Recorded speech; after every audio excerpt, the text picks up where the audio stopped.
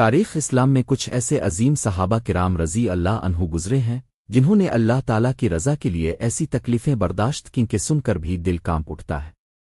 انہی عظیم ہستیوں میں ایک نام حضرت خباب بن الارت رضی اللہ عنہ کا بھی ہے۔ ذرا تصور کیجئے، ایک انسان کو دہکتے ہوئے انگاروں پر لٹا دیا جائے، تپتی ہوئی ریت پر گھسیٹا جائے اور اس کے جسم کا گوشت تک جل جائے صرف اس لیے کہ وہ اپنے رب پر ایمان لایا ہے۔ لیکن حضرت خباب رضی اللہ عنہ نے ہر ظلم برداشت کر لیا مگر اپنے ایمان سے ایک لمحے کے لیے بھی پیچھے نہ ہٹے۔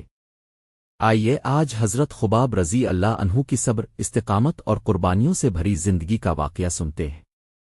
حضرت خباب رضی اللہ عنہ اسلام قبول کرنے والے اولین صحابہ کرام میں شامل تھے۔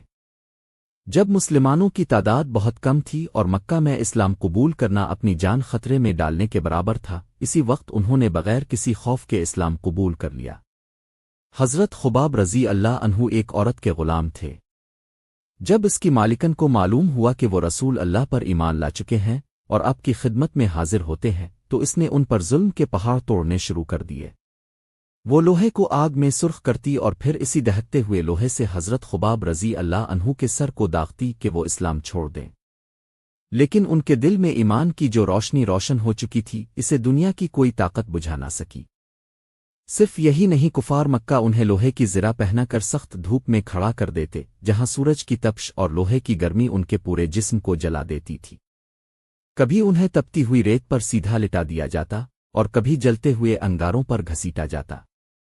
یہ ظلم اتنا شدید تھا کہ ان کی کمر کا گوشت اور چربی تک متاثر ہو گئی مگر ان کی زبان پر صرف اللہ اور اس کے رسول کی محبت تھی۔ برسوں بعد حضرت عمر بن خطاب رضی اللہ عنہ اپنے دور میں حضرت خباب رضی اللہ عنہ سے ملے اور ان سے پوچھا کہ مشرکین نے آپ پر کس قدر ظلم کیا تھا۔ حضرت خباب رضی اللہ عنہ نے فرمایا، حضرت عمر رضی اللہ عنہ ذرا میری کمر دیکھیے۔ جب حضرت عمر رضی اللہ عنہ نے ان کی کمر دیکھی تو حیران رہ گئے کیونکہ اس پر جلنے کے گہرے نشانات موجود تھے۔ حضرت خباب رضی اللہ عنہ نے فرمایا، مجھے دہکتے ہوئے انگاروں پر ڈال کر گھسیٹا جاتا تھا یہاں تک کہ میری کمر کی چربی اور خون سے وہ آگ بجھ جاتی تھی۔ یہ سن کر حضرت عمر رضی اللہ عنہ کی آنکھیں بھی نم ہو گئیں۔ وقت گزرتا گیا، اللہ تعالیٰ نے اسلام کو عزت عطا فرمائی، مسلمانوں کو فتوحات ملیں، لیکن حضرت خباب رضی اللہ عنہ جب یہ سب دیکھتے تو اکثر رو دیتے تھے۔ وہ فرمایا کرتے تھے، مجھے ڈر ہے کہ کہیں ہماری آزمائشوں کا اجر دنیا ہی میں نہ دے دیا گیا ہو اور آخرت میں ہمارے لیے کچھ باقی نہ رہے۔ یہ الفاظ ان کے اخلاص، عاجزی اور آخرت کی فکر کا بہترین ثبوت تھے۔ حضرت خباب رضی اللہ عنہ ایک اور واقعہ بیان کرتے ہیں۔ ایک دن رسول اللہ نے معمول سے کہیں زیادہ طویل نماز ادا فرمائی۔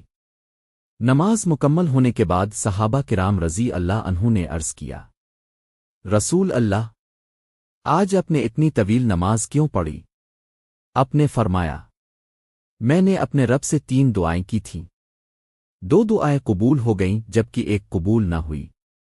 پہلی دعا یہ تھی کہ میری پوری امت قحط کی وجہ سے ہلاک نہ ہو، اللہ تعالیٰ نے اسے قبول فرما لیا۔ دوسری دعا یہ تھی کہ امت پر ایسا دشمن مسلط نہ ہو جو اسے مکمل طور پر مٹا دے، یہ دعا بھی قبول ہو گئی۔ اور تیسری دعا یہ تھی کہ میری امت آپس کے اختلافات اور لڑائیوں سے محفوظ رہے، مگر اللہ تعالیٰ نے اس دعا کو قبول نہیں فرمایا۔ اس حدیث سے ہمیں یہ سبق ملتا ہے کہ مسلمانوں کو آپس کے اختلافات سے بچنا چاہیے اور اتحاد و اتفاق کو مضبوطی سے تھامے رکھنا چاہیے۔ حضرت خباب رضی اللہ عنہ کا انتقال 37 ہجری میں ہوا۔ اب کوفہ میں دفن ہونے والے پہلے صحابی تھے۔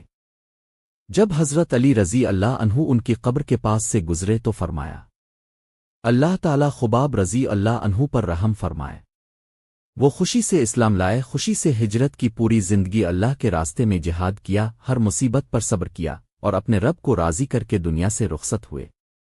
کامیاب وہی شخص ہے جو قیامت کو یاد رکھے، حساب کی تیاری کرے، اپنے رزق پر شکر کرے اور اپنے رب کو راضی کر لے۔ حضرت خباب بن الارت رضی اللہ عنہ کی زندگی ہمیں سکھاتی ہے کہ ایمان صرف زبان سے دعویٰ کرنے کا نام نہیں بلکہ اللہ کی رضا کے لیے ہر آزمائش میں ثابت قدم رہنے کا نام ہے۔ اللہ تعالی ہمیں بھی حضرت خباب رضی اللہ عنہ جیسے صبر، استقامت اور اخلاص کی توفیق عطا فرمائے۔ آمین۔ اگر آپ کو یہ ایمان افروز واقعہ پسند آیا ہو تو ویڈیو کو لائک کریں، اپنے دوستوں کے ساتھ ضرور شیئر کریں، اور ایسے ہی مزید اسلامی واقعات سننے کے لیے ہمارے چینل کو سبسکرائب کرنا نہ بھولیں۔